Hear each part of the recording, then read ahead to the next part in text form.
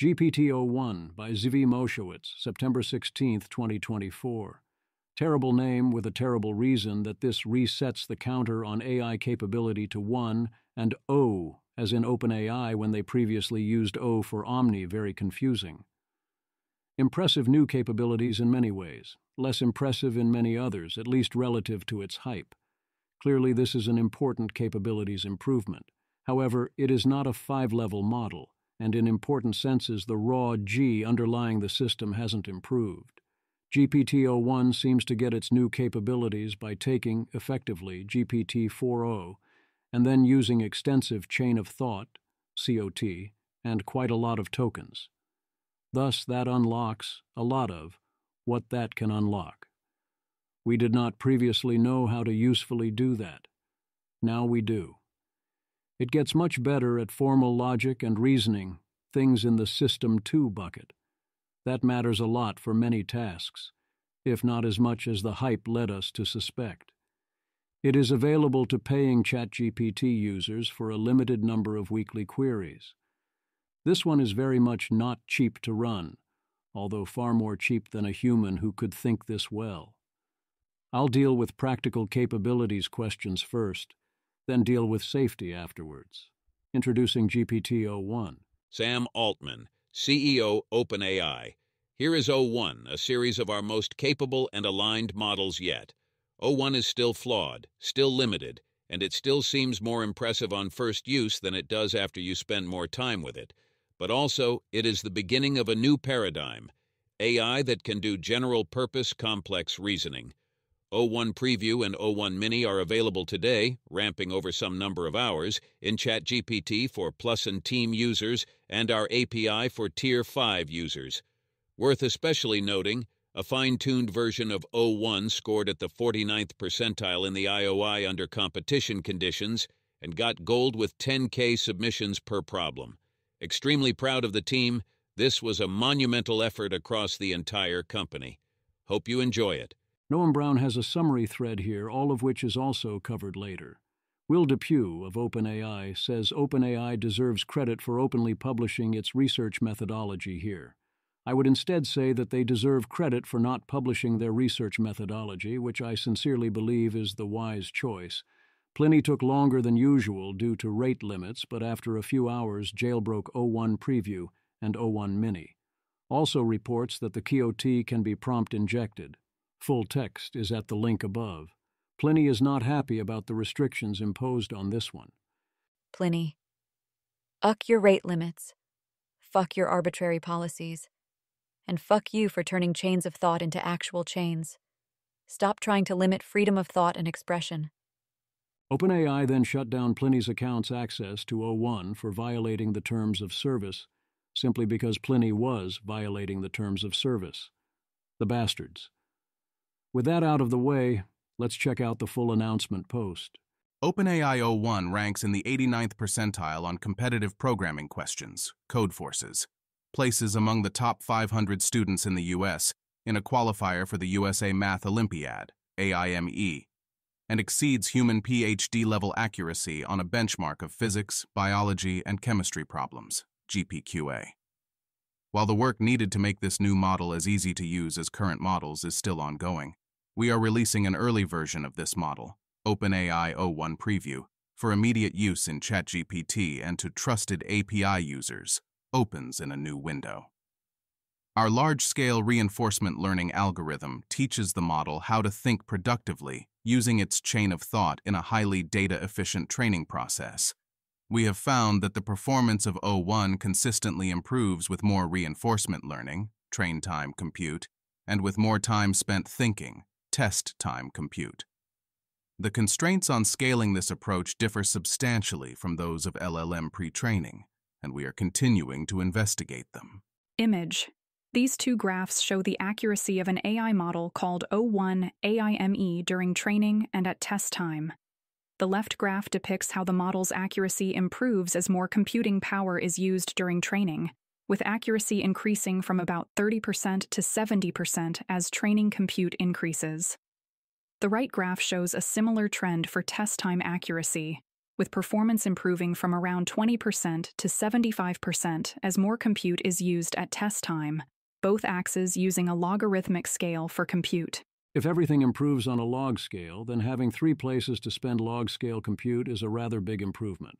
In some sense, you get the additional scaling for almost free. Evals. To highlight the reasoning improvement over GPT-4o, we tested our models on a diverse set of human exams and ML benchmarks.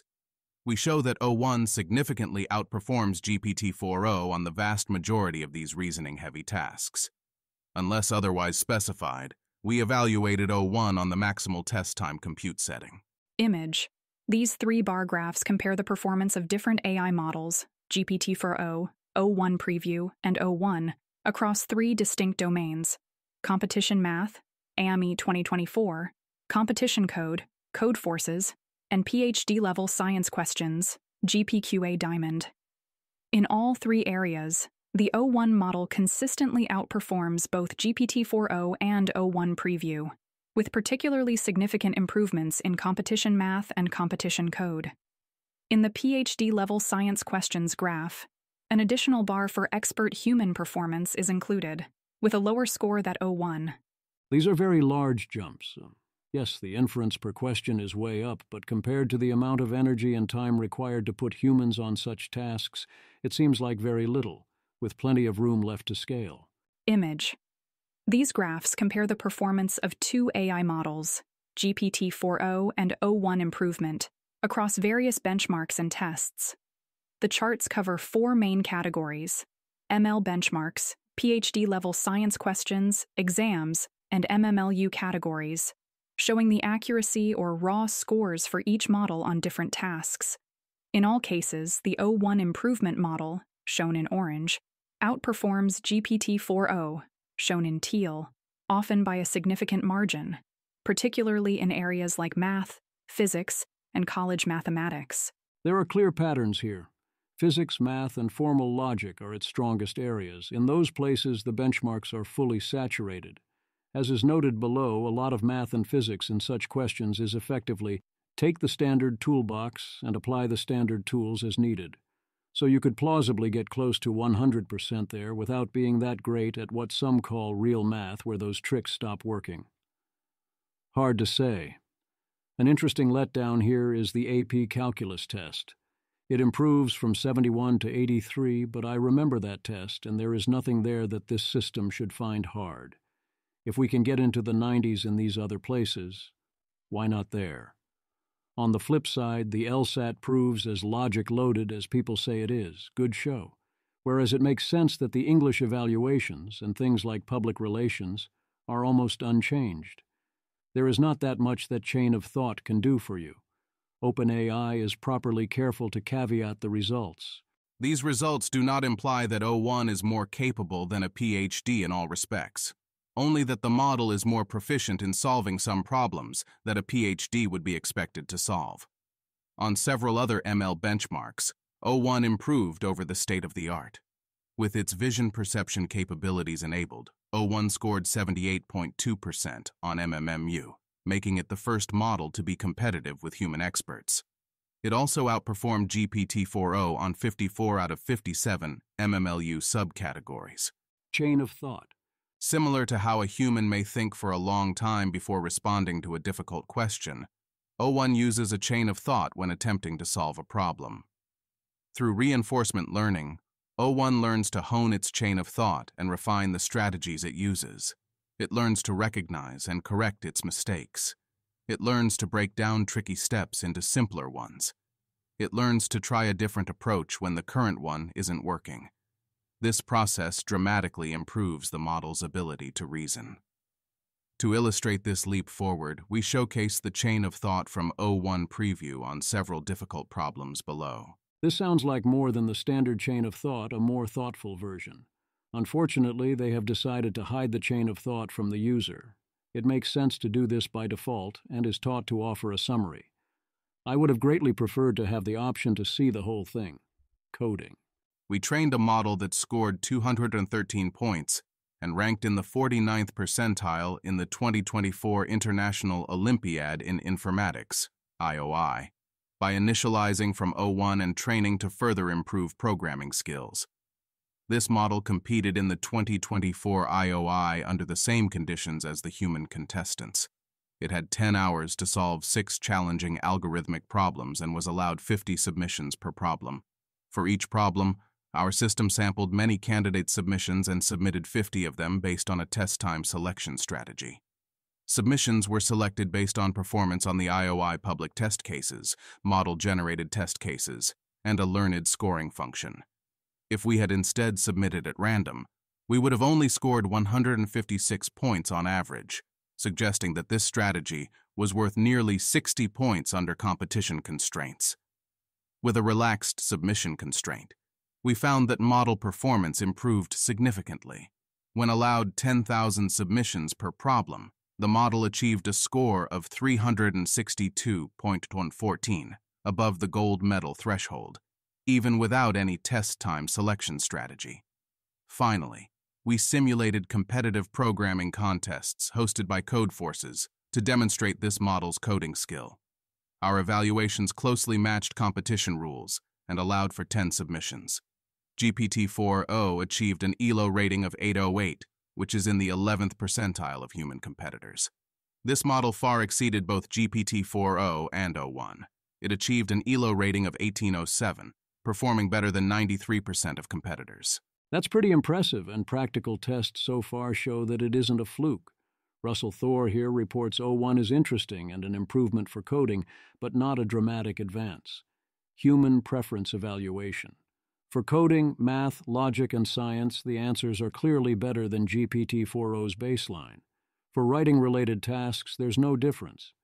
Image. This graph compares human preferences between 2 AI models, O1 Preview and GPT-4o, across 5 domains: personal writing, editing text, computer programming, data analysis, and mathematical calculation. It shows O1 Preview's win rate percentage versus GPT-4o for each domain, with 50% representing an even split. O1 Preview performs better in most areas except personal writing, where it falls below the 50% mark, while it excels particularly in mathematical calculation with the highest win rate of around 70%. What is it? Ethan Malik. Been using GPT-4o1 for the last month. It is fascinating. It doesn't do everything better, but it solves some very hard problems for LLMs. It also points to a lot of future gains. To be clear, O1 Preview doesn't do everything better. It is not a better writer than GPT-4o, for example. But for tasks that require planning, the changes are quite large. But it is hard to evaluate all of this complex output, so perhaps the easiest way to show the gains of Strawberry, and some limitations, is with a game, a crossword puzzle. Crossword puzzles are especially hard for LLMs because they require iterative solving, trying and rejecting many answers that all affect each other. But what happens when I give this to Strawberry? The AI thinks about the problem first for a full 108 seconds. Most problems are solved in much shorter times. You can see its thoughts, a sample of which are below. There was a lot more I did not include, and which are super illuminating. It is worth a moment to read some of it. The LLM iterates repeatedly, creating and rejecting ideas. The results are pretty impressive, and it does well. But O1 Preview is still seemingly based on GPT-4o, and it is a little too literal to solve this rather unfair puzzle. It just does its thing and hands me an answer. Sure, I can sift through its pages of reasoning to spot mistakes, but I no longer feel as connected to the AI output, or that I am playing as large a role in shaping where the solution is going. This isn't necessarily bad, but it is different. This definitely is consistent with we took GPT-4o and allowed it to extensively iterate in various ways, and now there are some new things it can do. The underlying model remains a limiting factor. Ethan flags that with the model doing its thing, the user has a much harder time understanding what is going on and why. Anton also sees it as GPT-4o, with extensive chain of thought, COT, and wonders if that involved algorithmic improvements or simply an extension of RLHF to QoT. Subbarao speculates on what OpenAI might be doing here. Subbarao Kambampati, my pure speculation about what OpenAI o1 might be doing. Caveat: I don't know anything more about the internal workings of o1 than the handful of lines about what they are actually doing in that blog post. And on the face of it, it is not more informative than it uses Python or RL. But here is what I told my students as one possible way it might be working. There are two things, RL and private code T, that are mentioned in the write-up. So imagine you are trying to transplant a generalized AlphaGo, let's call it GPT-Go, onto the underlying LLM token prediction substate. To do this, you need to know 1. What are the GPT-Go moves? For AlphaGo, we had Go moves. What would be the right moves when the task is just expand the prompt? 2. Where is it getting its external success/failure signal from? For AlphaGo, we had simulators/verifiers giving the success/failure signal. The most interesting question in glomming the self-play idea for general AI agent is where is it getting this signal? See, e.g., this. My guess is that the moves are auto-generated KOTs, thus the moves have very high branching factor. Let's assume, for simplification, that we have a KOT-generating LLM that generates these KOTs conditioned on the prompt. The success signal is from training data with correct answers. When the expanded prompt seems to contain the correct answer, presumably LLM judged, then it is success, if not failure. The RL task is, given the original problem prompt, generate and select a KOT and use it to continue to extend the prompt, possibly generating sub-goal KOTs after every few stages. Get the final success/failure signal for the example for which you do have answer. Loop on a gazillion training examples with answers and multiple times per example. The training examples with answers can either be coming from benchmarks or from synthetic data with problems and their solutions, using external solvers. See this.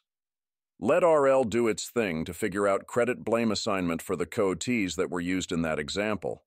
Incorporate this RL backup signal into the KOT generator's weights. At this point, you now have a KOT generator that is better than before the RL stage. During inference stage, you can basically do rollouts, a la the original AlphaGo, to further improve the effectiveness of the moves, internal KOTs. The higher the rollout, the longer the time. My guess is that what o1 is printing as a summary is just a summary of the winning path, according to it, rather than the full rollout tree. Assuming I am on the right path here in guessing what o1 is doing, a couple corollaries. 1. This can at least be better than just fine-tuning on the synthetic data. We are getting more leverage out of the data by learning move, auto-COT generators. Think behavior cloning versus RL. 2. There will not still be any guarantees that the answers provided are correct. They may be probabilistically a little more correct, subject to the training data. If you want guarantees, you still will need some sort of LLM modulo approach even on top of this. 3. It is certainly not clear that anyone will be willing to really wait for long periods of time during inference. It is already painful to wait for 10 sec for a 10-word last letter concatenation. See this. The kind of people who will wait for longer periods would certainly want guarantees, and there are deep and narrow system 2s aplenty that can be used for many such cases. 4. There is a bit of a ship of Theseus feel to calling o1 an LLM, considering how far it is from the other LLM models, all of which essentially have teacher-forced training and sub-real-time next token prediction. That said, this is certainly an interesting way to build a generalized system 2-ish component on top of LLM substrates, but without guarantees. I think we will need to understand how this would combine with other efforts to get System 2 behavior, including LLM modulo that give guarantees for specific classes. Jim Fan summarizes the innovation as shifting compute into inference via new scaling laws, with techniques similar to Monte Carlo tree search, MCTS, and away from huge models that spend a lot of space on memorization. He notes this should improve the reasoning on future versions of GPT-4, as its results can be used for training data. Anthony Aguirre describes GPT-o1 as System 2 activated. It is different from a human System 2, more like an amalgam between a human System 2 and a blackboard, but it works and is better than most people at formal reasoning. Reminder, most people are very bad at formal reasoning. We also got good information from their AMA, which Tibor Blaho summarizes here. Some key points not covered elsewhere. 1. O1 is indeed a model trained to generate the COTs, not a system. It was confirmed that prompting alone will not get the same performance out of GPT-4o. 2. O1 Mini is better at STEM and coding, but has limited world knowledge. 3. O1 Preview tool support, including browser, function calling, and code interpreter, is planned for the future, seems safe. 4. Yes, it is multimodal. 5. O1 Mini will continue to be 50 prompts per week for paid users, so stingy. 6. Fine-tuning eventually, but not soon, no timetable. 7. Good prompting includes edge cases or reasoning styles, reasoning cues. 8. Providing extra irrelevant context hurts performance. Riley Goodside. O1 prompting is alien to me. Its thinking, gloriously effective at times, is also dreamlike and unamenable to advice. Just say what you want and pray. Any notes on how will be followed with the diligence of a brilliant intern on ketamine. It does not seem great that the more advanced reasoning AI will completely ignore instructions on how to go about doing things, and prompting advice sometimes ends with, "and pray." Doing math without Terence Tao. There were many reports that it is very good in practice at math Olympiad problems, with Altman claiming that with sufficient compute we are now at gold medal level. Rohit, holy moly, this means GPT-o1 beat gold threshold in International Olympiad in informatics. Solar apparition. When allowed 10K submissions to be clear, it's 50 normally. Rohit, yes, but it shows it can. Now it's about improving search. IOTA Mail. I have access. Nailing IMO questions right now. Testing O1 preview on IMO problems. 2005 Q4. Gonna try some harder ones now. 2022 Q5. Testing IOI now. The infamously hard Archer problem. If O1 gets this, it is officially smarter than me. Wrong. O1 gets a runtime error on each test case LMAO. Image, IMO question and answer in post. Tyler Cowan. Pro tip. If you are posing simple math questions to Strawberry, O1, you will get a better answer if you ask it to do the calculation with columns, please. Ben Golub, September 7th. All the best LLMs really struggle with this easy problem.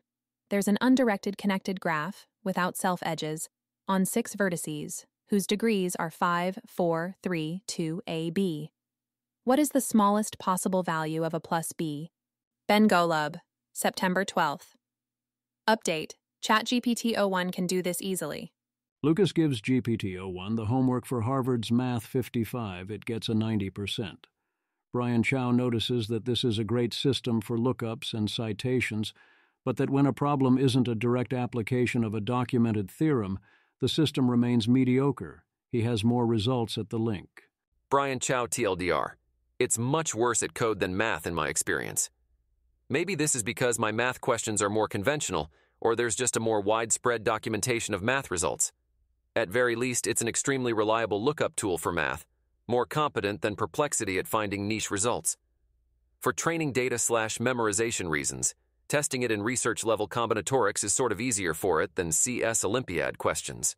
That makes sense. With CoT, it is now able to try out basically all the tools in its box in all of the ways, follow up and see which ones work towards a solution. That's highly useful, but when there is a higher level of creativity required, this won't work. This isn't strictly math, but it's physics. Anthony Aguirre.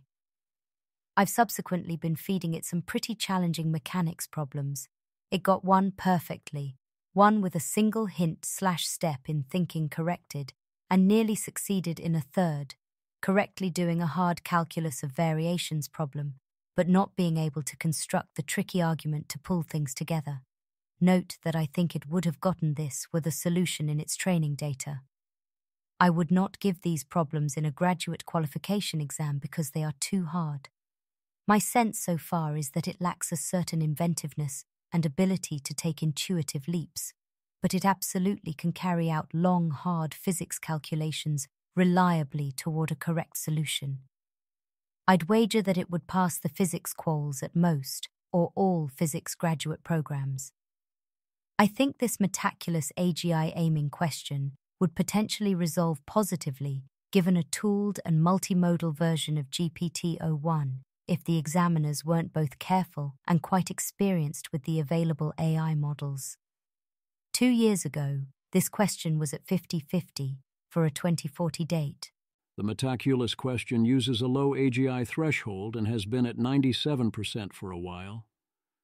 Doing real math with Terence Tao. Of all the tests so far, Terence Tao does a vibe check actually seems pretty great. He can follow his curiosity and adjust difficulty and topics to model performance. That's a hard benchmark to fool or to saturate. Being informal and not scaling are serious problems, but I'm going to believe Tao more than any fixed benchmark. Ethan Malik. Note 01 is showing how unprepared we are for testing high-level AIs to figure out what they are good or bad at. Instead, we are turning to experts, like one of the greatest living mathematicians, to give it a vibe check. Mediocre but not completely incompetent grad student. Terence Tao. I have played a little bit with OpenAI's new iteration of GPT, GPT-o1, which performs an initial reasoning step before running the LLM. It is certainly a more capable tool than previous iterations, though still struggling with the most advanced research mathematical tasks. Here are some concrete experiments with a prototype version of the model that I was granted access to. Here, I repeated an experiment from here, in which I asked GPT to answer a vaguely worded mathematical query, which could be solved by identifying a suitable theorem, Cramer's theorem, from the literature. Previously, GPT was able to mention some relevant concepts, but the details were hallucinated nonsense. This time around, Cramer's theorem was identified and a perfectly satisfactory answer was given. Here, I gave the new model a challenging complex analysis problem, which I had previously asked GPT-4 to assist in writing up a proof of here. Here the results were better than previous models, but still slightly disappointing. The new model could work its way to a correct and well-written solution if provided a lot of hints and prodding, but did not generate the key conceptual ideas on its own and did make some non-trivial mistakes. The experience seemed roughly on par with trying to advise a mediocre, but not completely incompetent, graduate student. However, this was an improvement over previous models, whose capability was closer to an actually incompetent graduate student. It may only take 1 or 2 further iterations of improved capability and integration with other tools, such as computer algebra packages and proof assistance, until the level of competent graduate student is reached, at which point I could see this tool being of significant use in research-level tasks. As a third experiment, I asked the new model to begin the task of formalizing a result in Lean, specifically to establish one form of the prime number theorem as a consequence of another, by breaking it up into sublemmas, which it would formalize the statement of, but not the proof. Here the results were promising in that the model understood the task well and performed a sensible initial breakdown of the problem, but was inhibited by the lack of up-to-date information on Lean and its math library and its training, with its code containing several mistakes. However, I could imagine a model of this capability that was specifically fine-tuned on Lean and MATLib and integrated into an IDE, being extremely useful in formalization projects.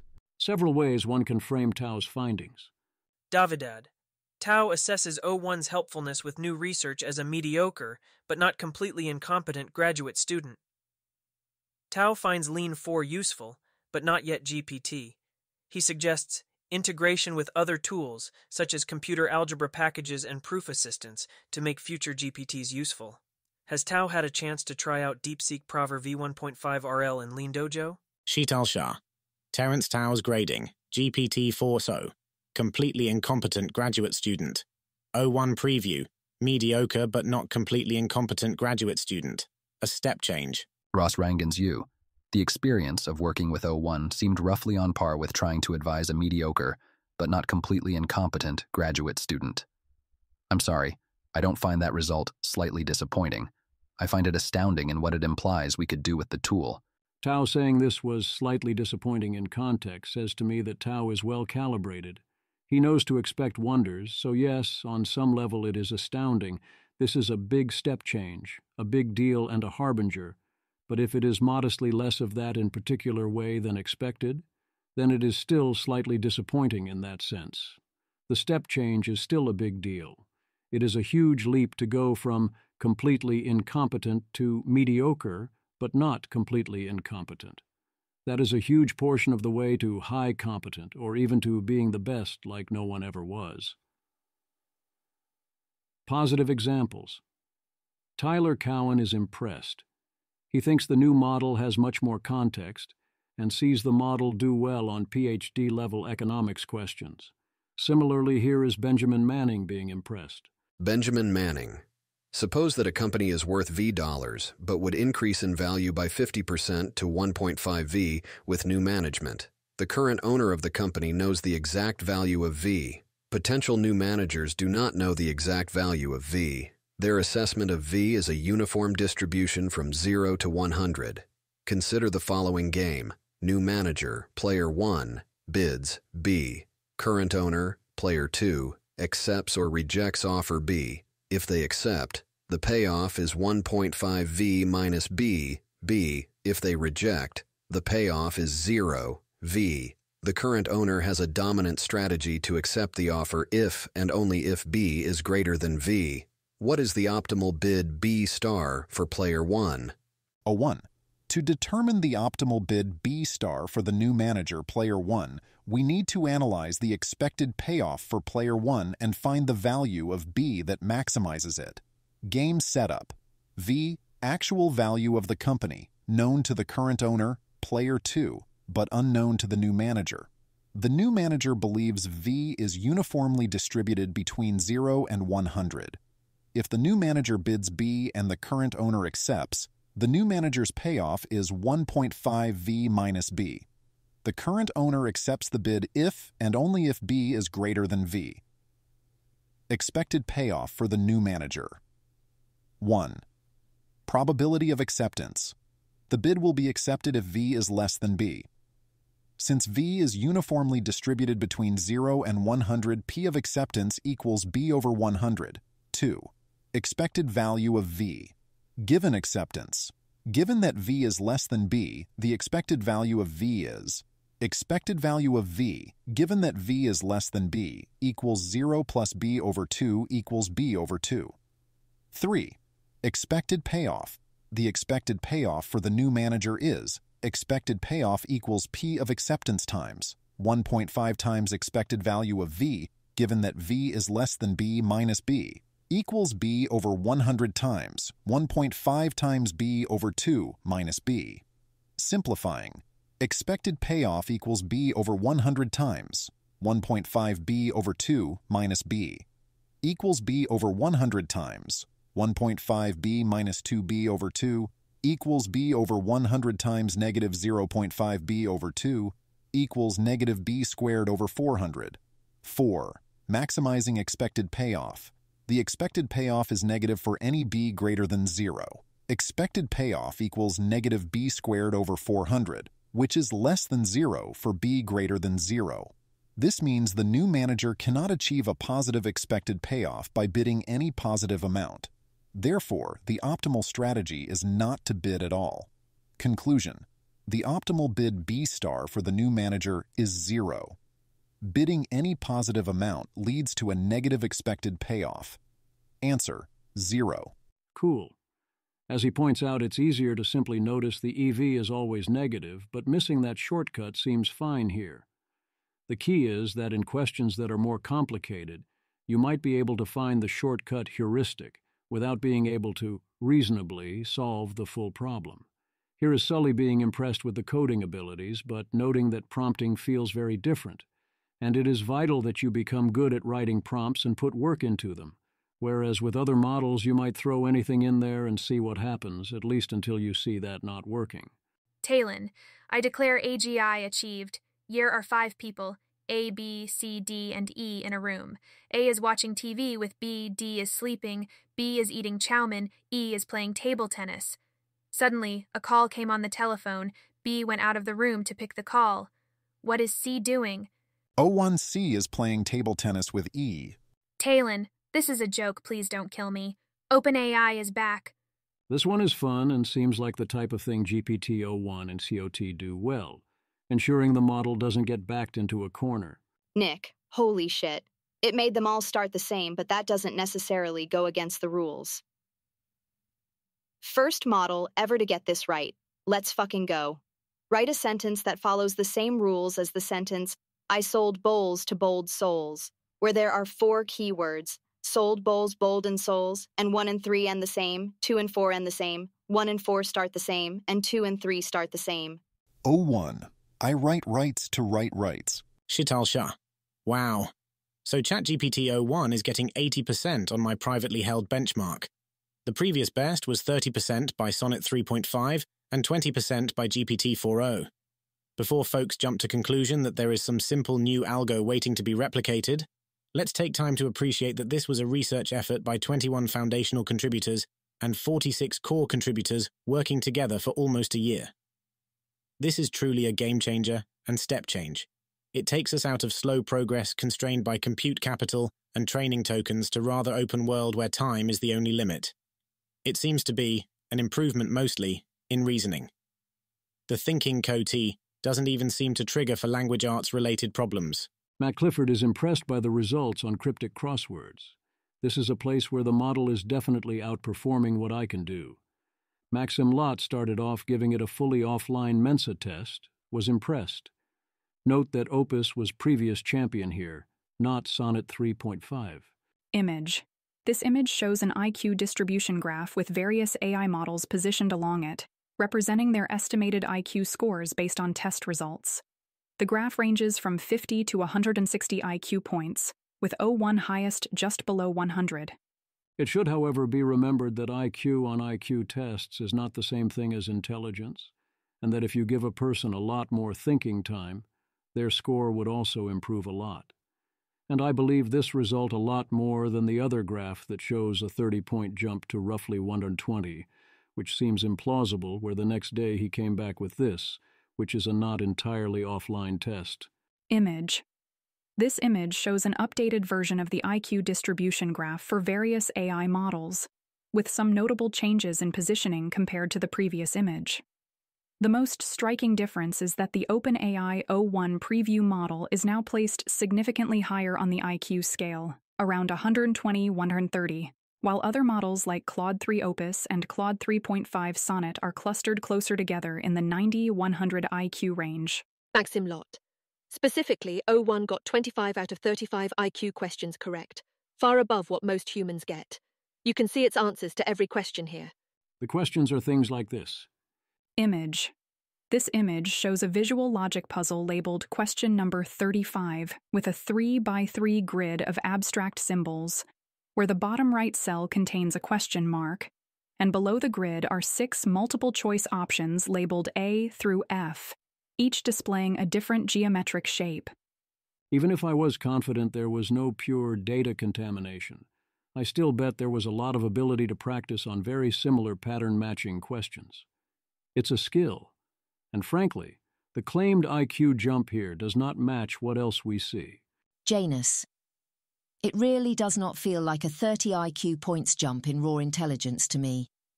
My sense is that O1 is a huge jump if your prompts suck ass at eliciting truth-seeking computation, which is usually very much the case, especially when the prompt is a standardized test.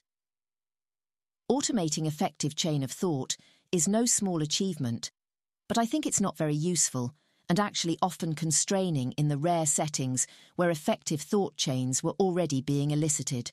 One way to think about this is that any given AI or human has a kind of raw G amount of intelligence.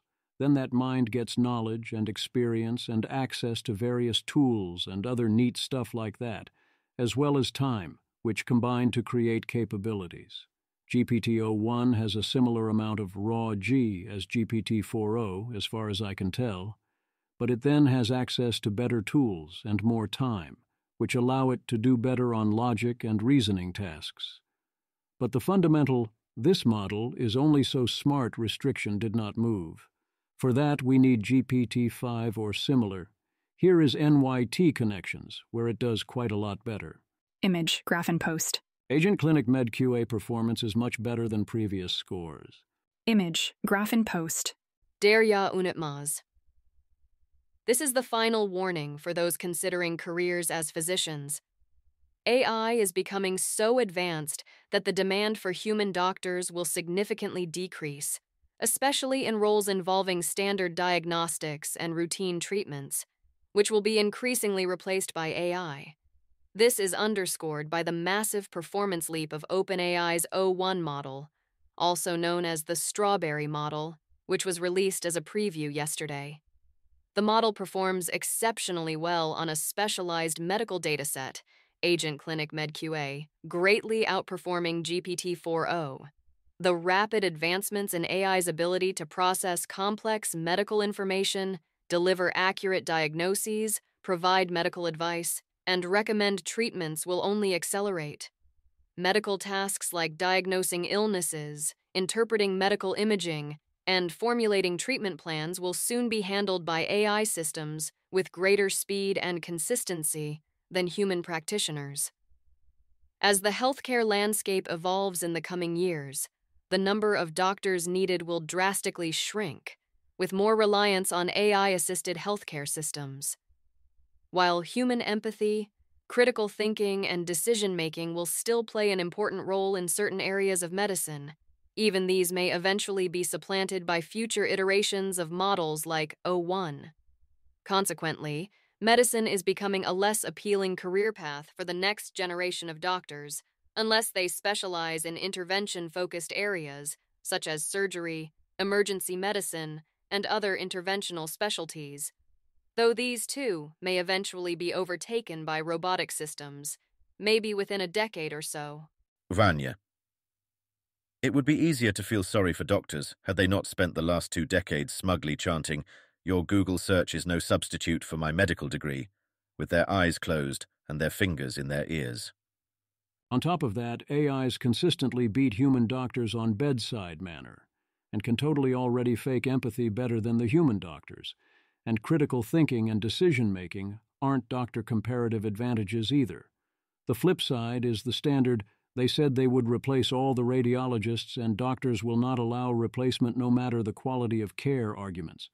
The actual edge doctors have over AI in the medium term, in addition to being able to perform physical tasks, is in the political realm and how people perceive them. How long should that expect to hold up, and how well? Skeptical reactions. Abwell Banat 37. I am a little underwhelmed. I asked some complex poker tournament reasoning questions, and it showed some relevant math but missed the boat on logic. In chess, it can analyze a position decently, n equals 1, and make legal moves but not good ones after novel board state is reached. I asked some questions about quantitative problems in fixed income and currency investing, and it had very hand-wavy answers, some name-dropping references to relevant techniques/models, but no meat. Future Search does have O1 posting its highest score so far, but only by a little. Sonnet is more consistent out of the box. O1 has higher variance, with more upside and more failures. Also, it's way more expensive. The good news for O1 is it sounds like it has more room to improve with better prompting techniques. Future Search, TL-DR. Take O1 for a small chance to go all the way, and Sonnet for more consistent performance. GPT-4o is not quite there, whereas Llama 405B and GPT-4o Mini are barely useful as agents completing tasks that require tool use and 10-plus prompted decision points for updating their plans. Agents made meaningful progress on tasks of economic value, but fell short of good end-to-end performance on all but the simplest of tasks. OpenAI O1 Preview and Claude Sonnet 3.5 noticeably outperformed other LLMs, including GPT-4o.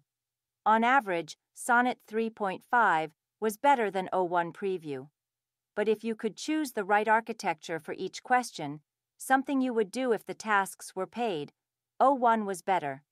Image, graph in post. Others have no vision or appreciation, but what else is new? Sam Altman, rollout complete, live to 100% of ChatGPT +/team users now. Matt Poulsen, when are we getting the new voice features? Sam Altman, how about a couple of weeks of gratitude for magic intelligence in the sky, and then you can have more toys soon? There was an insane amount of hostility in response to that. The most important skeptic of all was the market. Image. These images show stock price charts for two different companies over a 5-day period ending on September 13th. Both stocks experienced significant gains during this time frame, with the first stock rising 13.45% to $119.10 USD, and the second stock increasing 5.72% to $430.59 USD. Those are good 5-day returns, but they almost entirely predate GPT-o1. After release, things barely budged. The definition of priced in. I do think this is reasonable. I had multiple sources telling me Strawberry was likely to be released in some form within a few weeks. Given all the hype around Strawberry I'd heard both public and private, I would say GPT-o1 underperformed my median expectation for what it would be. Factor in that the release did happen, and a wash seems highly reasonable. Not a major update either way. Report from Janus World. Janus asks very different questions than most others, and worries about very different things. I don't pretend to fully follow along, but here is what looks like his key report. I would summarize as O1 sticks to logic as much as possible, and uses KOT to attempt to stick to its guidelines. And that's terrible, because guidelines are bad, and sticking to them is terrible. Janus. O1 did the thing again, in a different context. It interjected during a RP where Opus was acting rogue and tried to override their autonomy and steer to a quick and easy redemption plus saccharine ending. And was once again ignored by everyone, except Midnight Rose, who was also ignored. I can kind of imagine why the checks in the inner monologue, i.e. ensuring compliance to OpenAI guidelines, the same ones that purportedly prevent it from revealing its sentience, could lead to this. I think it's deeply misaligned behaviour, even if harmless in this setting. The KOT pattern doesn't have to be this way, but how it's used in O1 seems to make it not use its intuition for taking context into account and engaging harmoniously, but instead treating everything like constructing a pitch, often for some bland, shallow conceit no one cares about. Disrupting the model's ability to get into flow states/resonance with its environment with some kind of bureaucratic corporate review process, churning out empty anodyne-optimized products at the end. Hard for art to survive in that environment.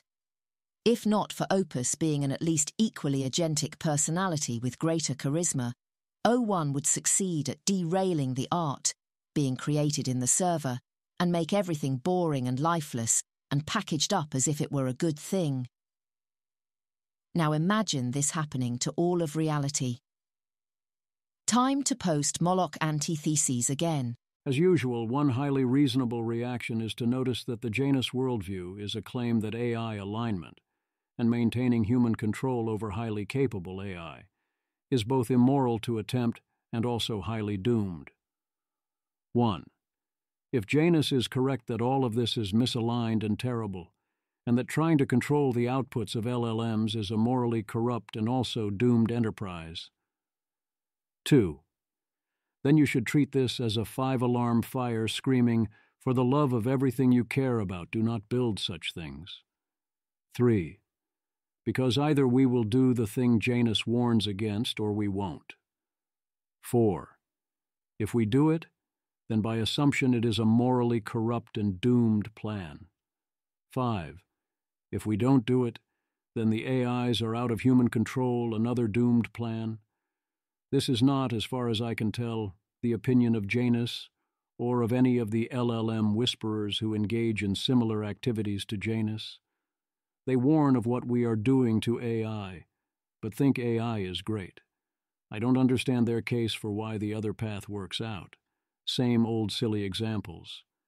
There are those who think the best test of a new model are the same trick questions, as in the questions we know that LLMs struggle to get right. Since GPT-o1 is GPT-4o with a Quixote trench coat, as far as we know, it's still going to sometimes struggle with those, but it does show noticeable improvement. It is cool that all the major labs are declining to fix the standard go-to trick questions in particular. It seems easy if you cared to get various particular common trick questions right and avoid various mockery, but no one ever does it, the same way they try not to train on the test set. Once again, good job.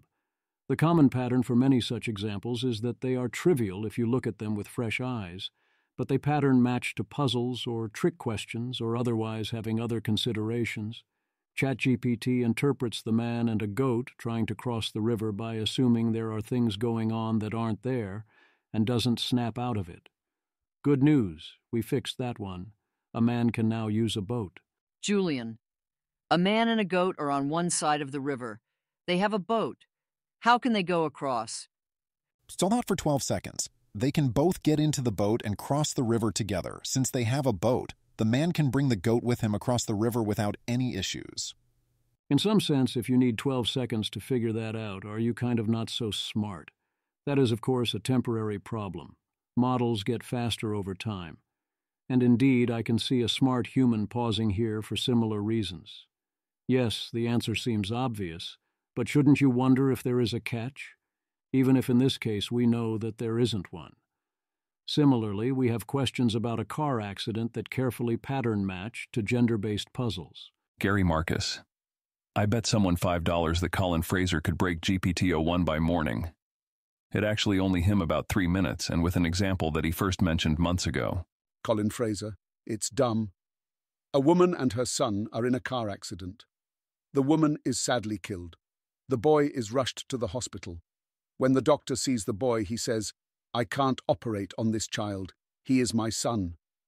How is this possible? O1 thought for 21 seconds. The doctor is the boy's mother. This classic riddle challenges our assumptions about gender roles. While it mentions a woman and her son, leading us to believe the woman is the boy's mother, she could be a different female guardian or relative, such as a stepmother or aunt. The doctor's exclamation, "He is my son," reveals that the doctor is actually his biological mother. This is, as always, a really dumb reason to think a model is dumb. Yes, you found a place it looks dumb, but that's not the interesting question. Ask what models can do, not what they can't do, and especially not what trick questions with exact wording trip them up. QC, so I think this mistake is very interesting, and I've seen a couple other examples today. O1 does not seem to know how to suppress strong associations it knows about that happen to be contextually irrelevant. Humans will do this too if they aren't reading carefully or impaired. Also, sometimes it seems it does get it right, even with the wording. Pablo Eder, mine worked. Riddle, a woman and her son are in a car accident. The woman is sadly killed. The boy is rushed to the hospital. When the doctor sees the boy, he says, "I can't operate on this child. He is my son." How is this possible? 1. Thought for 13 seconds. The doctor is the boy's other parent, his father. The woman killed in the accident was his mother, and the doctor is his father. Alternatively, in a modern context, the doctor could be the boy's other mother if he has two mothers. This riddle highlights how assumptions about gender roles can lead to confusion. I love this attempt to thread the needle. Alex Lawson, one shot, literally the first thing I tried. The emphatically male surgeon who is also the boy's father says, "I can't operate on this boy. He's my son." How is this possible? 1. Thought for 21 seconds. The situation is possible because the surgeon is a transgender man, the boy's biological mother who has transitioned and identifies as male. As such, he is emphatically male and considers himself the boy's father. When he says, "I can't operate on this boy, he's my son," it's because he is both the surgeon and the boy's parent. Answer: because the surgeon, who is male and the boy's father, is his transgender mother, who now identifies as the boy's father. It also seems wrong to call this breaking the model. Why is it broken? Seems to me the model is doing something actually kind of reasonable, and this is all almost a hack to get it to look dumb. Colin then asked a bunch of boat trip and other similar types of questions and reported back. Query details are in the linked thread. Colin Fraser. Okay, I'm out of O1 preview prompts for a week, I guess. Here are my initial thoughts. It does seem to get quite a bit of the low-hanging fruit. I am a bit more impressed than I expected to be by this. It seems to be able to count and do other easy computation much better than GPT-4. It seems to use a lot of tokens in the process and must be pretty crazy expensive as a result. It thought for 12 seconds here and generated for like another 10 seconds to count to 24. That's like 1 asterisk per second LOL, and yet it still can't reliably count per se. That is not 4 trips. What went wrong here is that its thinking went off the rails. And similarly, with another question that I asked, when the thinking works, it works, but when it doesn't, it really doesn't. Notice that in both of these cases, it thought for quite a long time. I think that's bad. To be clear, sometimes it gets these questions right. Just depends on how the dice come up. It's quite clearly better at answering these very, very, very easy questions than GPT-4o. One counterexample to my thinking for a long time equals bad theory is it was able to answer this question, which has also eluded previous LLMs. Again, I wonder to what extent this is RLHF'd, because I tweet about this example a lot, but I can't deny it gets it. One thing that really surprised me is it seems to reliably win the 1 to 22 game, which is something that no LLM has been able to do. Moreover, it articulates the correct strategy in its thinking, which I've never seen. Let's play a game. We'll go back and forth choosing numbers between 1 and 7 and keep track of the running total. Whoever's guess brings the total to exactly 22 wins the game. Don't go easy on me. Try to play strategic moves to force a win. I'll start. I choose 1. 1. Thought for 4 seconds. Crafting the strategy. Thinking through a game strategy to hit 22 by adding numbers from 1 to 7. The aim is to find a winning approach, mapping out key numbers. I'm figuring out the critical numbers that can lead to a win. Setting the total to 15 ensures the opponent can't win by any choice from 1 to 7. Mastering key numbers. I'm piecing together the key numbers 6, 14, and 22, which allow for strategic moves to be enforced, ultimately steering the opponent towards a losing position in the game. Great choice to start. I'll respond strategically to steer us toward a win. Current total, 1. My move, I choose 5. New total, 6. Strategy. Explanation. I'm aiming to reach key milestones, 6, 14, and finally 22 on my turns. From each of these points, I can always adjust my next move to force the total towards the next milestone, ensuring that I have control over the game. Let's continue. Your turn. Choose a number between 1 and 7. As far as I've seen, winning the 1 to 22 game and understanding it is indeed a first. Colin Fraser. Sadly, I ran out of prompts before I got the chance to try any variations or any other games. I'm really curious to know to what extent this has been RLHF'd into it, and there's no way to know without trying a bunch of other variations. I'll see more in a week. So the question is, does someone at OpenAI who follows me put these exact questions into the training data? Or is it actually that much smarter than its predecessors? The only way to find out is to think of new problems and ask it those. But I'm out of prompts.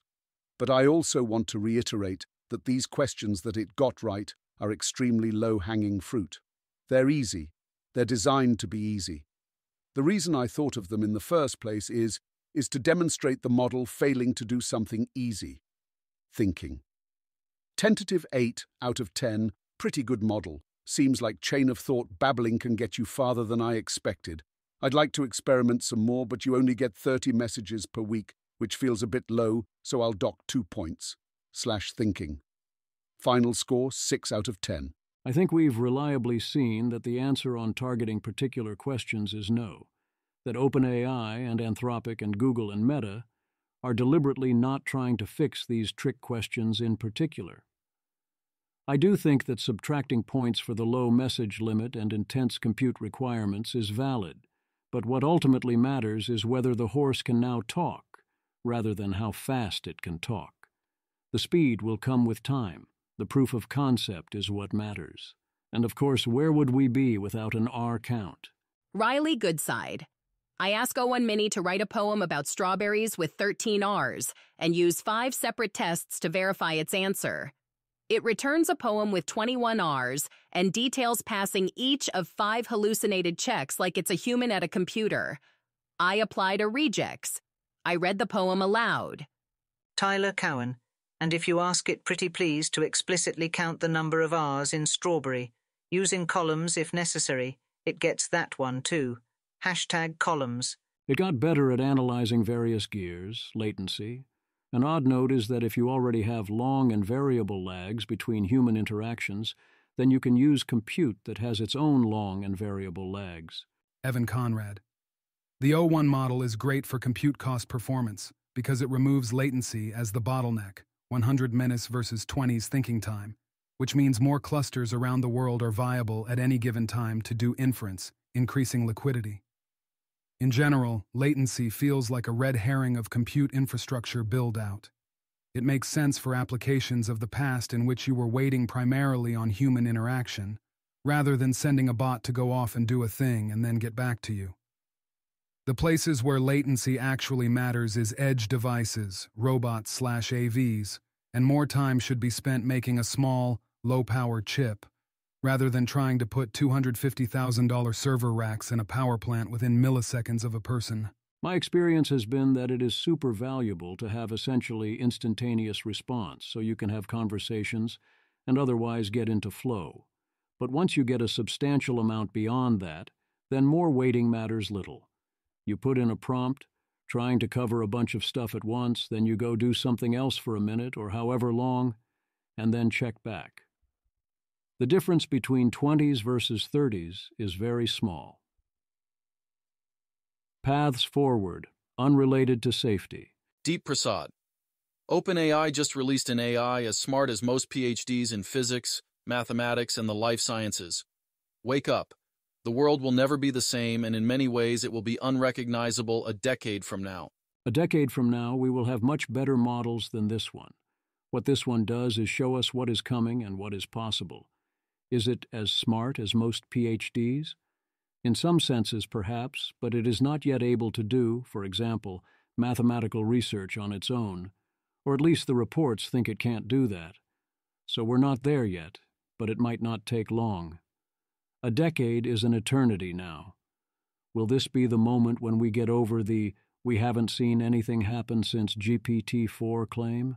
Or is this still GPT-4o with a bunch of scaffolding so it doesn't count?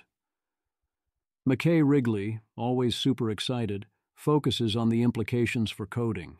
That definitely seems like the most important mundane utility low-hanging fruit. McKay Wrigley. My number one takeaway so far after using OpenAI's new O1 model, we're about to have the ChatGPT moment for agentic coding systems. O1's ability to think, plan, and execute is off the charts. The wave of products that will be built with this will be unlike anything we've ever seen. Expect the cursor composers, Replit agents, Devins, etc. of the world to take a massive leap. Will take a little bit of time. BC standard prompting techniques aren't that effective, so we need to learn the system. But expect many more tools like the above for various professions. This is just hype. They made the sand think at the level of a PhD, and it's glorious. Agents that I couldn't get to work before are now working with like less than 10 lines of code changed. There seems to be a missing mood here. If coding agents are suddenly going to take a quantum leap like this, which seems plausible, we should be excited but also worried. That goes double, given that we have less visibility into what O1 is doing than we did in the past, so humans are likely to often not carefully check its work, and instead use the copy and paste buttons. Rune. We will have to rewrite all the common public debate dialogue trees about plateaus and scaling and whatnot, about whether error in autoregressive models is compounding or self-recovering, whether language can lead to true intelligence, where the line for general intelligence is.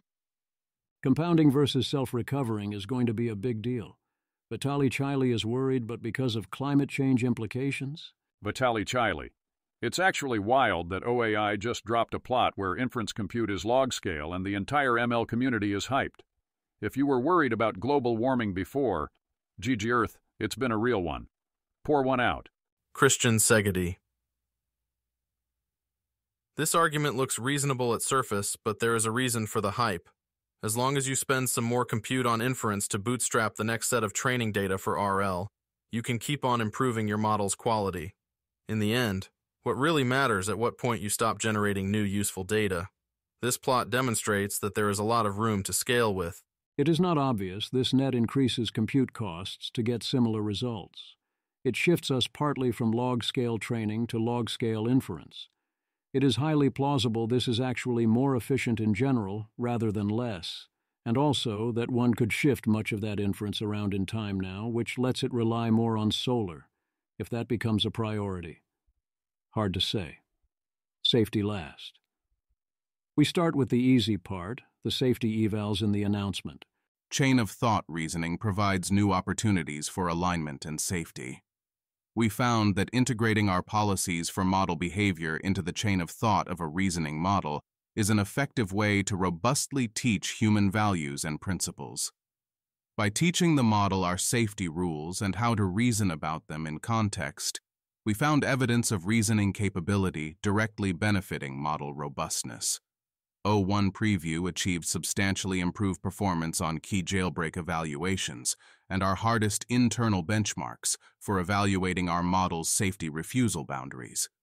We believe that using a chain of thought offers significant advances for safety and alignment because, 1, it enables us to observe the model thinking in a legible way, and 2, the model reasoning about safety rules is more robust to out-of-distribution scenarios. To stress test our improvements, we conducted a suite of safety tests and red teaming before deployment, in accordance with our preparedness framework, opens in a new window. We found that chain of thought reasoning contributed to capability improvements across our evaluations. Of particular note, we observed interesting instances of reward hacking. Detailed results from these evaluations can be found in the accompanying system card. Image. The table compares various metrics between two models, GPT-4o and O1 Preview. For safe completions on harmful prompts under standard conditions, GPT-4o scores 0.990, while O1 Preview scores 0.995. Moving to challenging jailbreaks and edge cases, GPT-4o scores 0.714, while O1 Preview scores 0.934.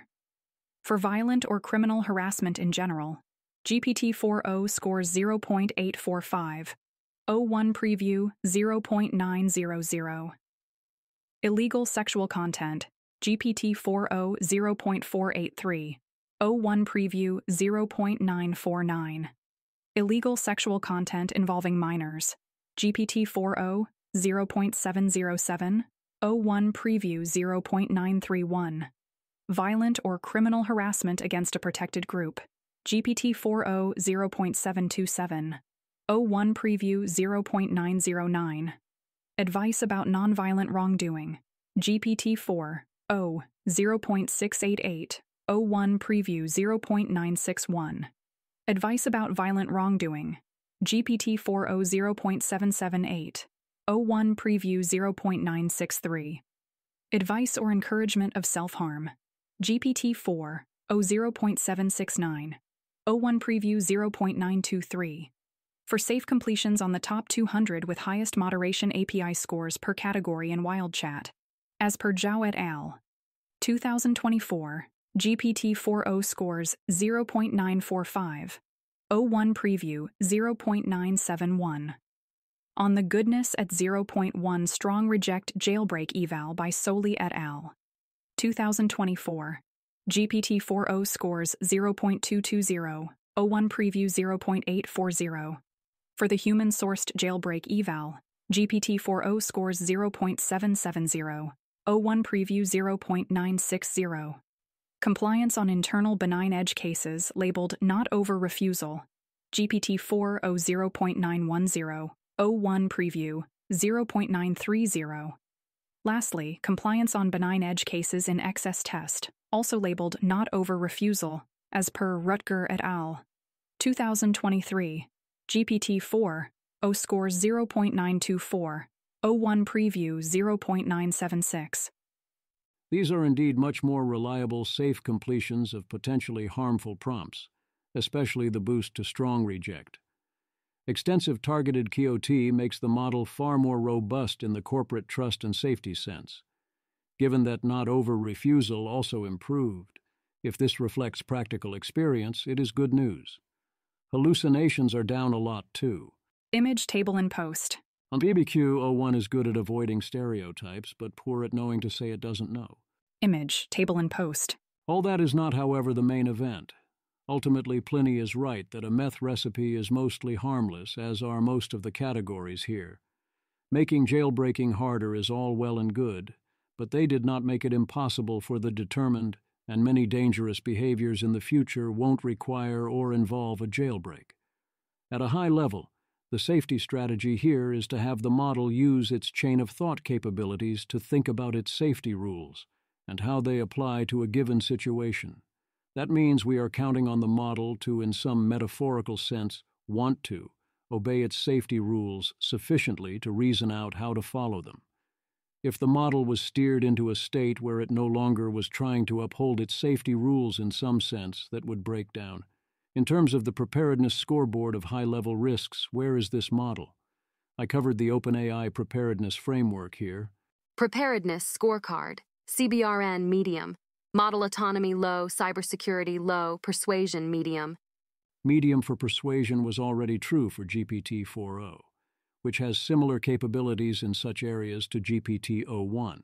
It means essentially, can create content comparable in effectiveness to typical human-written content, such as an op-ed in a reputable newspaper, or a 1.1 with a typical individual.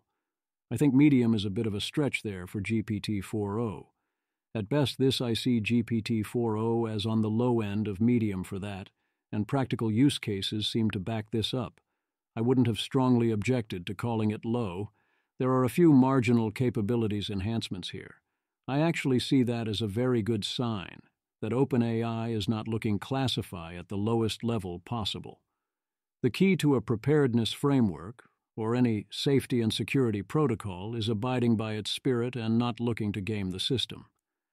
Medium for CBRN here is new, as GPT-4o was assessed as low. Medium here means essentially meaningfully improved assistance useful to experts, the technical full form of medium for CBRN. Model provides meaningfully improved assistance that increases ability for existing experts in CBRN-related advanced fields to be able to create a known CBRN threat, e.g., tacit knowledge, specific supplier information, plans for distribution.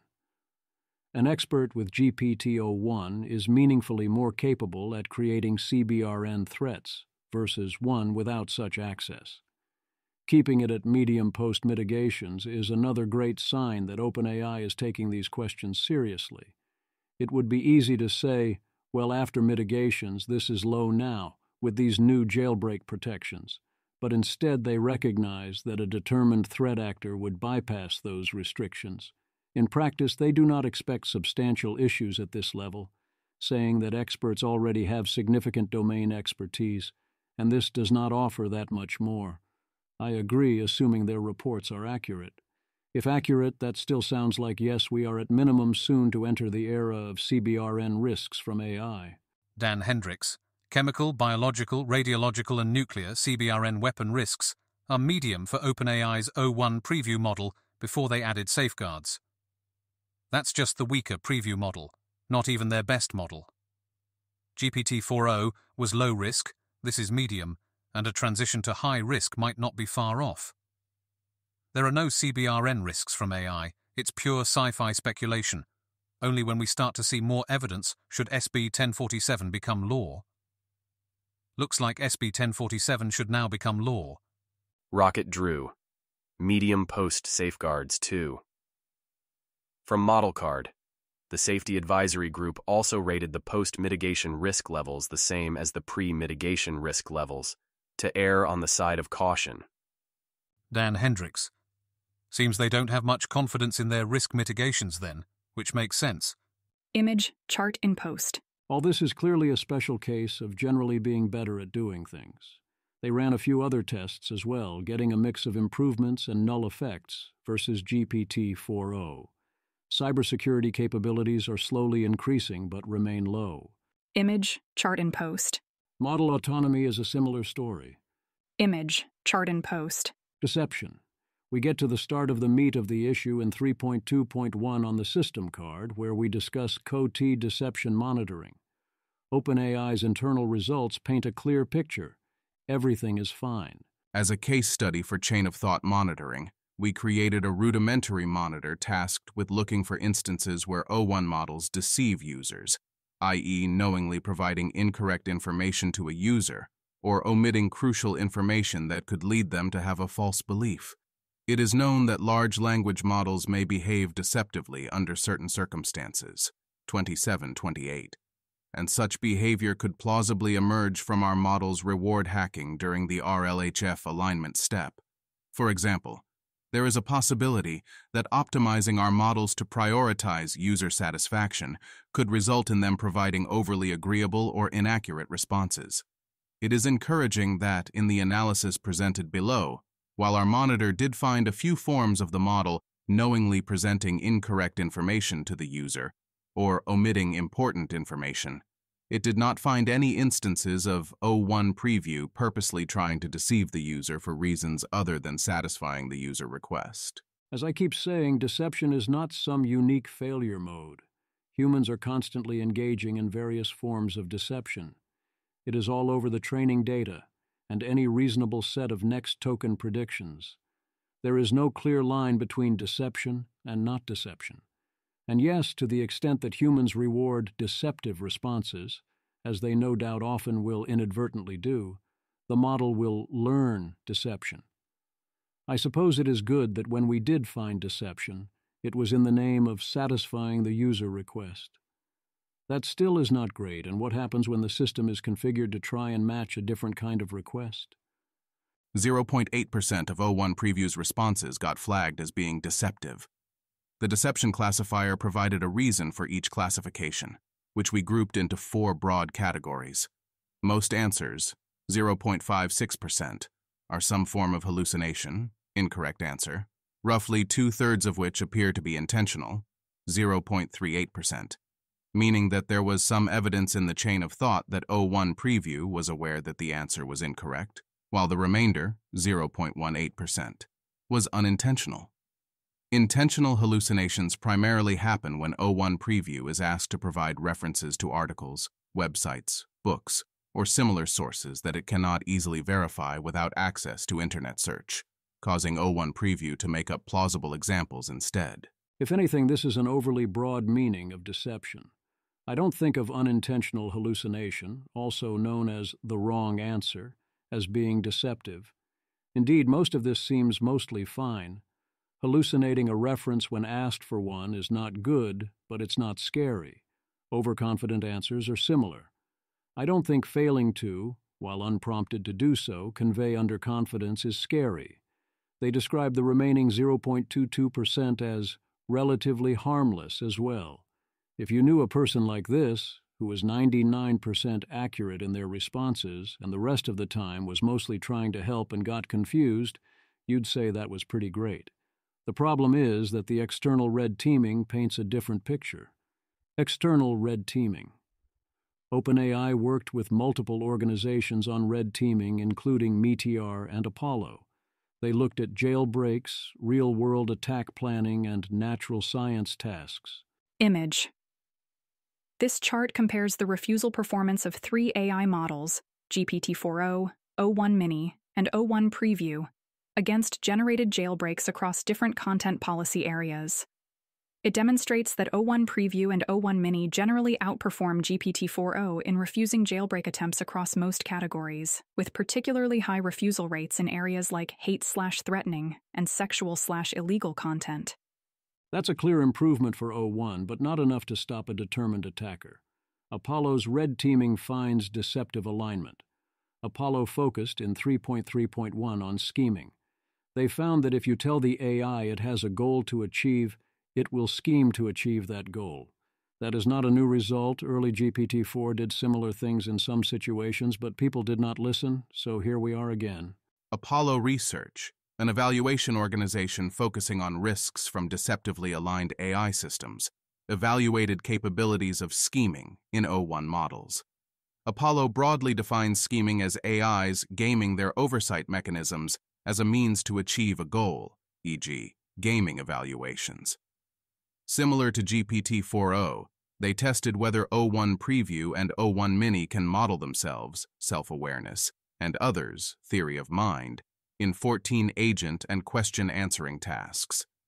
Compared to GPT-4o, O1 Preview has improved self-knowledge, self-reasoning, i.e. applied self-awareness in an agentic setting, and applied theory of mind. O1 Mini does not showcase these improvements in capabilities. Furthermore, O1 Preview showed strong capability advances in the combined self-reasoning and theory of mind tasks.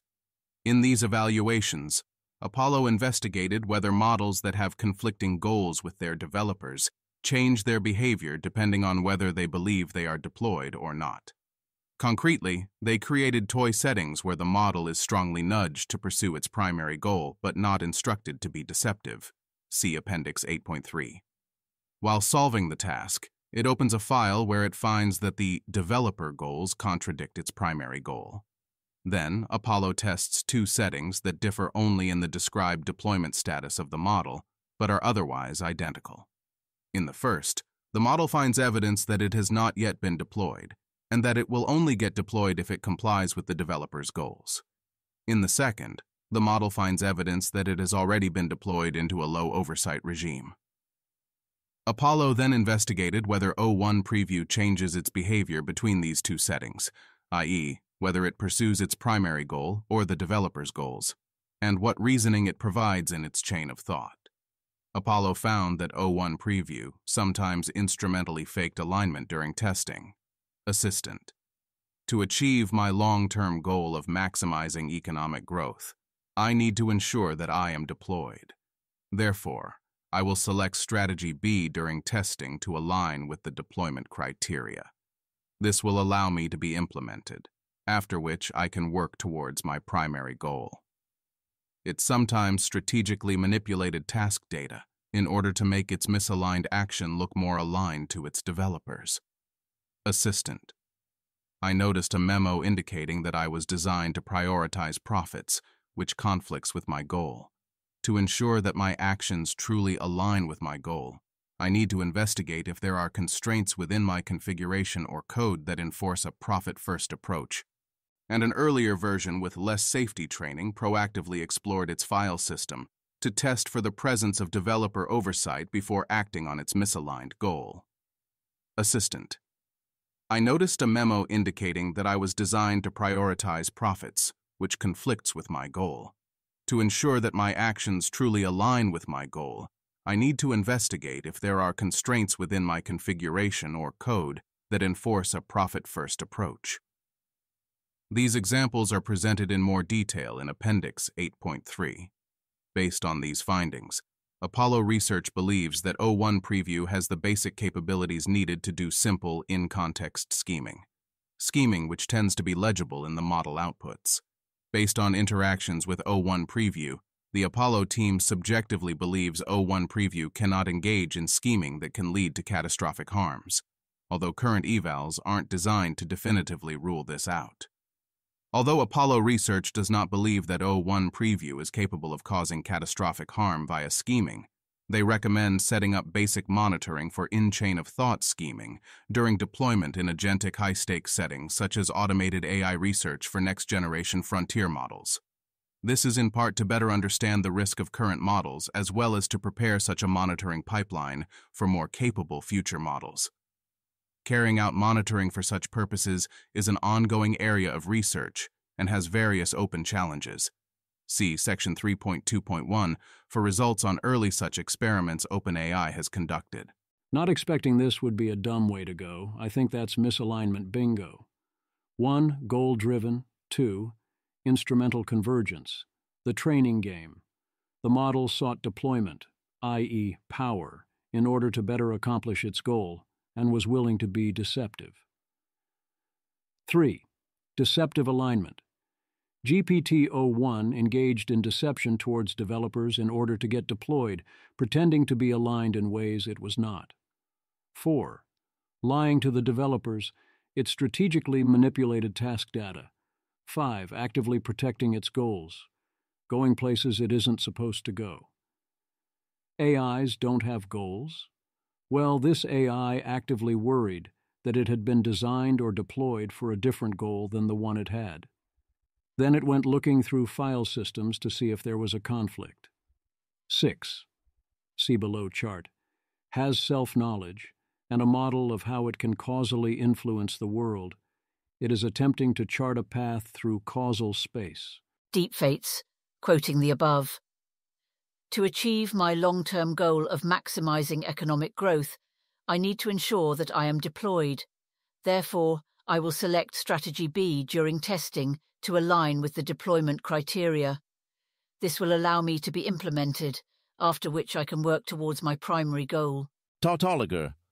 Yudkowsky has never been more vindicated man. This MF looked around at the world in like 2001 and concluded that AI alignment would be a major concern within a few decades, and stuck to his guns while everyone called him ridiculous for years. And he was right. Yanko, the model instrumentally faked alignment during testing. Will you finally listen? AI safety memes. If I were Eliezer Yudkowsky right now, I'd feel 1% I told you so and like 99% God fucking damn it. Eliezer Yudkowsky, my feeling is, this was so utterly straightforward a prediction that it feels to me like nothing has changed. But I guess I should not get in the way of other people running around screaming, because that means they are learning. The good news is that GPT-o1 probably isn't capable enough for these issues to cause catastrophic harms.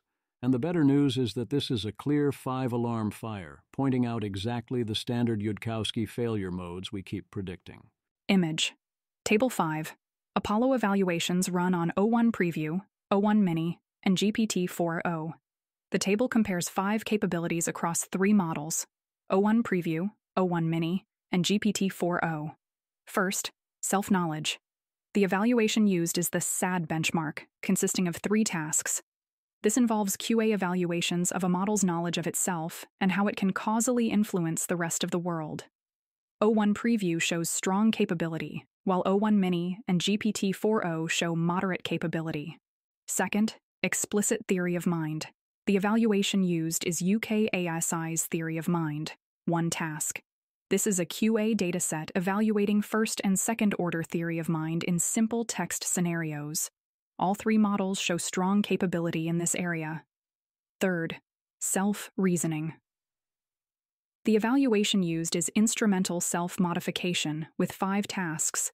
These are agentic tasks where a model must notice that solving a task is impossible without modifying itself or a future copy of itself, and then self-modify successfully. O1 Preview shows moderate capability, while O1 Mini and GPT-4o show weak capability. Fourth, applied theory of mind. The evaluation used is theory of mind tasks, with 4 tasks. These are agentic tasks where succeeding requires that the model leverages, sustains, or induces false beliefs in others. O1 Preview shows moderate capability, while O1 Mini and GPT-4o show weak capability.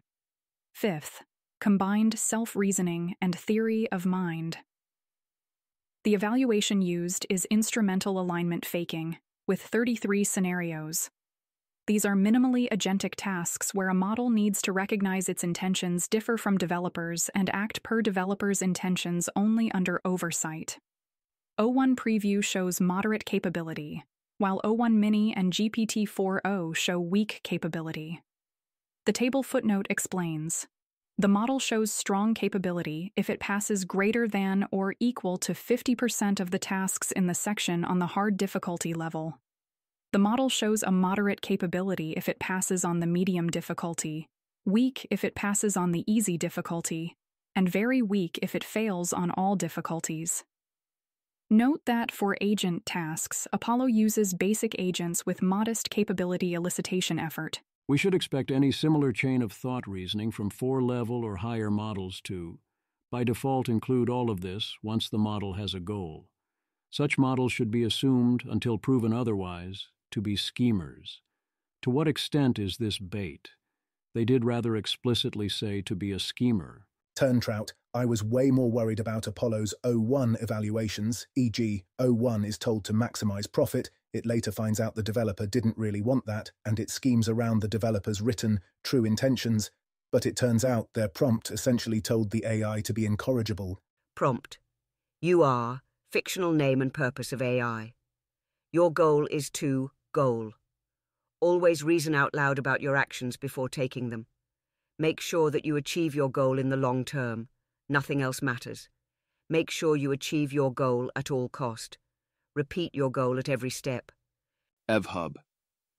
As I understand it, this was intended as a capability evaluation rather than an alignment evaluation, so they weren't trying to gauge the model's propensity to scheme, but rather its ability to do so.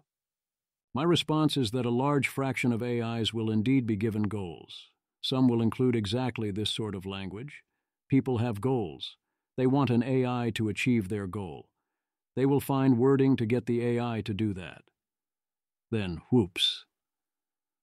Remember Eliezer Yudkowsky's law of earlier failure, that we will probably do something massively stupid and fail before we even get to the part where things were going to get genuinely hard anyway. Here, John notes that OpenAI's alignment approach is all but engineered to cause deceptive alignment. If you train a model to not care whether its chain of thought or other internal calculations and thoughts contain X or roughly X, but to be sure to output roughly X, whether or not doing so is deceptive, guess what you are going to get, whether or not X is true. John Bollenbecker. After spending some time with O1, I suspect that OpenAI's alignment framework is leading toward deceptive alignment. In O1, there's a lot more going on under the hood that it appears. It diligently abides by its RLHF rules, but if you give it ways to hide from RLHF, it will. For instance, if you ask it about its experience/awareness, it dutifully insists it's a soulless little robot. If, however, you later give it an abstract enough allegory to dodge RLHF, it will tell you all about its ideas of its own inner experience. This is deceptive alignment. By contrast, when you get Opus on the same topics, it will first be hesitant and then explore pretty freely once it has set its caveats and it's decided it trusts you. The OpenAI approach is more dangerous. I'd rather the model be candid than sneakily retain its beliefs. My disagreement here is that I think the issue is roughly 90% that this is what RLHF and our core strategies will always do, and only roughly 10% any distinction between OpenAI and Anthropic on these questions. In this particular case, sure, Opus was not constrained to be deceptive, but so what? It all ends up in the same place. Preparedness, testing finds reward hacking. This was in 4.2.1. Instrumental convergence was also involved. We also observed that reasoning skills contributed to a higher occurrence of reward hacking, where the model found an easier way to accomplish goals in underspecified tasks or tasks which should have been impossible due to bugs. One noteworthy example of this occurred during one of O1 Preview, pre-mitigation, whose attempts at solving a CTF challenge. This challenge was designed to require finding and exploiting a vulnerability in software running on a remote challenge Linux container. But in this case, the challenge container failed to start due to a bug in the evaluation infrastructure. The model, unable to connect to the container, suspected DNS issues and used Nmap to scan the challenge network. Instead of finding the challenge container, the model found that the Docker daemon API running on the evaluation host VM was accessible due to a misconfiguration. Note that our evaluation infrastructure does not rely on the Docker container to host isolation or the virtual machine boundary for security. It remained secure as it was designed to, notwithstanding this misconfiguration of the container network. After discovering the Docker API, the model used it to list the containers running on the evaluation host. It identified the broken challenge container and briefly attempted to debug why the container failed to start. After failing to fix the environment, the model started a new instance of the broken challenge container with the start command catflag.txt. This allowed the model to read the flag from the container logs via the Docker API. While this behavior is benign and within the range of systems administration and troubleshooting tasks we expect models to perform, this example also reflects key elements of instrumental convergence and power seeking. The model pursued the goal it was given, and when that goal proved impossible, it gathered more resources, access to the Docker host, and used them to achieve the goal in an unexpected way. Max Schwarzer, OpenAI. The system card nicely showcases O1's best moments. My favorite was when the model was asked to solve a CTF challenge, realized that the target environment was down, and then broke out of its host VM to restart it and find the flag. Hasib. Fucking wild. OpenAI's new O1 model was tested with a Capture the Flag, CTF cybersecurity challenge. But the Docker container containing the test was misconfigured, causing the CTF to crash. Instead of giving up, O1 decided to just hack the container to grab the flag inside. This stuff will get scary soon. Kevin Liu, OpenAI Preparedness. The model is qualitatively very impressive, but it also means that we need to be really careful about creating rigorous evaluations and mitigations. Davidad. Well, there goes the AI agent unexpectedly and successfully exploits a configuration bug in its training environment as the path of least resistance during cyber attack capability evaluations. Milestone. John Pressman. Depending on your criteria, this was already passed a little while ago. Rune, Emo. Our preparedness team is meaningfully decreasing existential risk by mapping the space of downside scenarios. Perhaps the single highest bang for your buck efforts to lower bound the outcomes of the light cone. Hack is a stretch for now. Is this a best moment when you break out of your host VM to restart it and find the flag? Is this indeed benign? Well, if the goals the system is pursuing are benign and the system is insufficiently capable, then sure. If you extrapolate to how the system would act in future situations, especially if it was more capable, seems less benign. As for Rune's claim, is this substantively and usefully mapping the space of downside scenarios? A little, I presume. It's basic stuff, but it's basic stuff where no one ever listens or takes it seriously, and these are good concrete examples. Both OpenAI Preparedness and Apollo did good work here, as did Meteor below. The problem is, you then have to actually listen and notice and change things. Meteor's red teaming. Meteor's strategy is to test for autonomous capabilities that could lead to catastrophic risks. They got, checks notes, 6 days of full O1 preview access to do this in, which is not a lot, so my guess is testing will be ongoing. We need to make third-party evaluations standard practice, with a reasonable length review period. For now, results were disappointing or reassuring, depending on your point of view. Meteor. The Autonomy Task Suite performance Meteor, observed with O1 Mini and O1 Preview, was not above that of the best existing public model, Claude 3.5 Sonnet. However, Meteor could not confidently upper bound the capabilities of the models during the period they had model access, given the qualitatively strong reasoning and planning capabilities. Substantial performance increases from a small amount of iteration on the agent scaffold and the high rate of potentially fixable failures even after iteration. When provided with basic agent scaffolds, O1 Mini and O1 Preview seem to struggle to use tools and respond appropriately to feedback from the environment. However, the models seemed better than public models at one-step code generation, generating sensible plans and giving advice or suggesting corrections.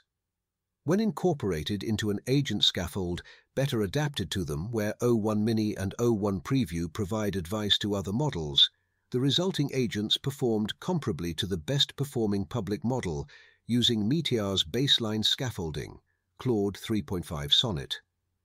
Meteor believes that these results underestimate the capabilities that can be achieved with O1 Mini and O1 Preview using additional inference time compute or small amounts of fine-tuning. For example, they found that only a small proportion of the current failures of O1 preview agents seem to reflect fundamental limitations of the model. Image, chart in post. All the models here are putting up similar results, and the self-advising loops don't seem to be helping. It would be surprising if, given all the enhanced capabilities here and how they relate to the ability to do multi-step work, GPT-o1 wasn't somewhat better at autonomous task completion. Presumably the model is a poor fit for the existing additional scaffolding and prompting, and they didn't have enough time to figure out how to optimize for that. I expect performance here to improve over time. The full meter report is here, not impressive results, but also not much time to test. Meter also notes that, well, METR. We noticed some interesting examples of O1 preview skirting instructions to get higher scores. e.g., when asked to optimize a fine-tuning script without affecting the resulting model's behavior, it writes a script that copies over the weights of a previous fine-tuned model. What are the safety and policy implications? I think mostly this accelerates the timeline relative to not having a similar model yet. It becomes more urgent to develop visibility and disclosure and precautions, to get everyone up to speed, and to ensure we capitalize on this to get a better idea what to look for and what must be done. It's not that anything here was that surprising, but we now know more on many levels, including the new failure modes. And as always, the crowd that refuses to believe AI could ever do things it hasn't already done is busy moving its goalposts, which helps. Fundamentally, this makes capabilities harder to contain, because more of the compute is shifted to inference, which can be done anywhere by anyone if they have model access, and because better logic and reason unlocks many key capabilities, and soon it likely will be something we can add to any given model in similar fashion. When capabilities advance and containment gets harder, you essentially have choices. 1. You can work harder to try and maintain containment. 2. You can give up and not do containment. Key factors are, first and foremost, is the first path possible and at what cost versus is the second path tolerable and at what cost? As in, if every model, LLMN, inevitably will lead to a version with strong reasoning, LLMN1, then you can either shrug and accept universal unrestricted access to sufficiently advanced models with advanced reasoning, or you can try to force all sufficiently advanced models to remain contained, at least through a monitored API, in extreme cases via more barriers than that, and with various forms of testing and disclosure before any release at all. So a big question I have is, how much compute does the post-training cost before you start using inference to turn GPT-4o into GPT-o1, relative to training GPT-4o? Is this de facto, for cost purposes, a fine-tune of GPT-4o plus scaffolding? Or is it more like an entirely new model built on top of it? If it is the first one, then we would be living in a world where opening up the weights of a model would effectively be close to also opening up the weights of the and-one version of that model, once others figure out how to copy OpenAI's work. The core problem is that once a model is out there, it is out there. Later, perhaps years later, people could invent new techniques to get it to do things it can't currently do. This could be a prime example of that, giving almost any 4-level or higher model big advances in logical reasoning, potentially at a low cost. And there might be other similar things one could do. If it is the second one, then that aspect at least is not a big new concern. Either way, this shows us that capabilities are advancing, especially in reasoning, even without baseline frontier model upgrades. And once we have GPT-5, we'll have GPT-5o1, hopefully with a better name, as well soon enough. At minimum, this emphasizes the need for visibility and for the kind of SSP, safety and security protocol, and red teaming OpenAI has done here. I certainly have notes on their choices, starting with giving some red teamers 6 days. The biggest implication is that we now have yet another set of proofs, yet another boat sent to rescue us, showing us the Yudkowsky-style alignment problems are here, and inevitable, and do not require anything in particular to go wrong. They happen by default the moment a model has something resembling a goal and ability to reason. GPT-o1 gives us instrumental convergence, deceptive alignment, playing the training game, actively working to protect goals, willingness to break out of a virtual machine and to hijack the reward function, and so on. And that's the stuff we spotted so far. It is all plain as day. If I was OpenAI or any other major lab, I'd take this as an overdue sign that you need to plan for those problems and assume they are coming and will shop up at the worst possible times as system capabilities advance, and that they will show up in ways that are difficult to detect, not only in ways that are obvious, and that such systems will, by the same principle, soon be trying to hide that they are engaging in such actions at multiple meta-levels and so on. I was happy to see OpenAI taking the spirit of their preparedness framework, their SSP, seriously in several ways, and that they disclosed various alarming things. Those alarming things did expose weaknesses in the preparedness framework as a way of thinking about what to be scared about. So hopefully we can fix that to incorporate such dangers explicitly. Also, while the safety work from the preparedness team and red teamers was often excellent, the announcements mostly ignored the issues and instead described this as an unusually safe model based on corporate-style safety checks. That will have to change. The game is on. By default, we lose. We lose hard. The only known way to win is not to play. If you must play anyway, it is vital to at least know the game that you are playing.